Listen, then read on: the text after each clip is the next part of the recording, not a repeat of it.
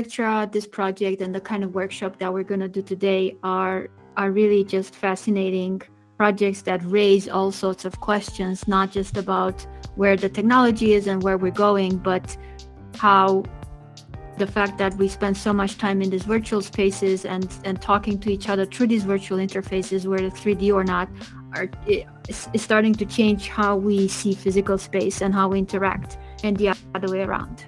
We're very, very excited to bring together a community that combines physical placemakers and virtual world builders so we can share our knowledge to learn about the possibilities of XR urbanism, this emerging field of mixed reality city making.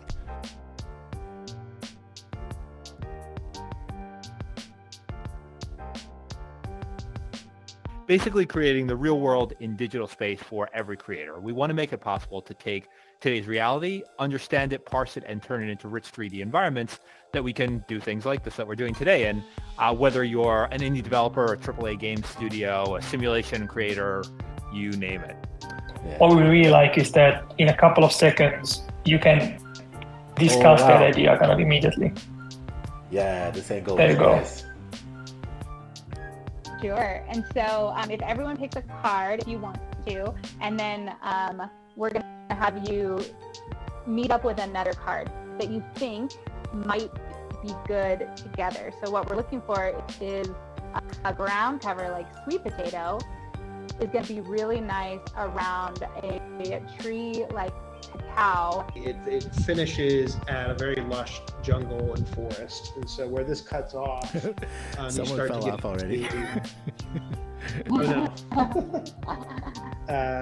It's open to the street down there, and then it has this sort of like village, right? Oops, this tree's not supposed to be movable, but it is. So we created a VR room in our studio where people in the studio coming to our venue could pop into VR chat, and then the people in VR chat would have cameras on the VR room so they can see each other, to adjust to the VR environment more. And that actually affected us quite a bit for the real world, because we were like, shit, this is so cool. I don't think I've ever seen a PowerPoint, a spatial PowerPoint before. So I think it could be a real innovation there. And this was a residential concept at that time. The challenge now is to reimagine this space.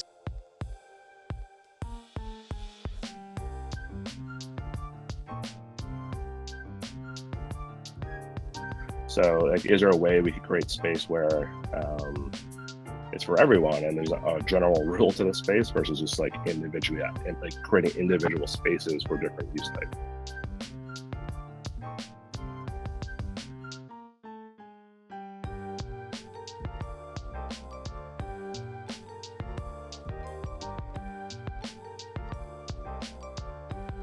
This is just a spot for parties, get-togethers, like poetry night, stuff like that, events, And, I just wanted to have like a nice view outside to kind of, give it a little bit of feng shui.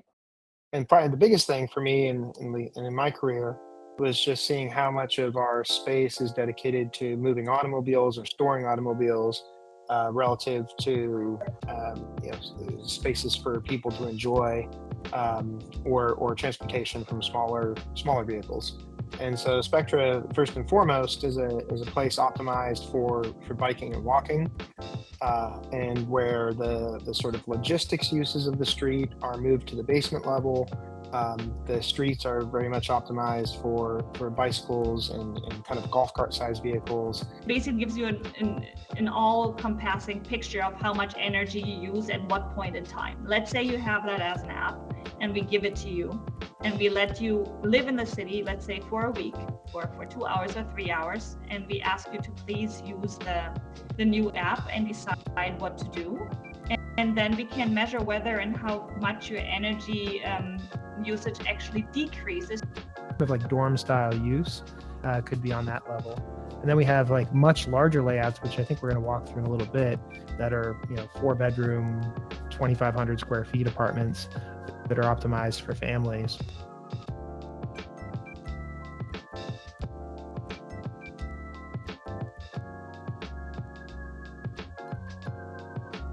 And as I see it, a key to successful identity, spatial identities, to interlace people's experiences and expectations of a place with the history and essential conditions of that place. There are great opportunities to create compelling stories in the intersection. You're gonna invent a story connected to that ritual. The tricky part is that all the rituals and everything here, location, story, object, are virtual. When people grab a castagnette, they will automatically do the castagnette clapping. Right. Like when I go back to the town where I grew up, the thing that makes it, so punchy is that there's this deep feeling of recognition, and there's this deep feeling of somehow the place recognizing me back. And it's very strange. I mean, it would be really cool to see how many people can fit up here at the same time. You climb to a space, the tallest space that you can find in the public space, and leave an object there. I think we have a really interesting relationship with the physical space around us. It's riddled with stories and rituals, and there are things we do or avoid doing for no other reason than that there are stories we have interlaced with these physical spaces. Is that a lot of people are going to want to live in urban, like high density environments, and we got to provide for it.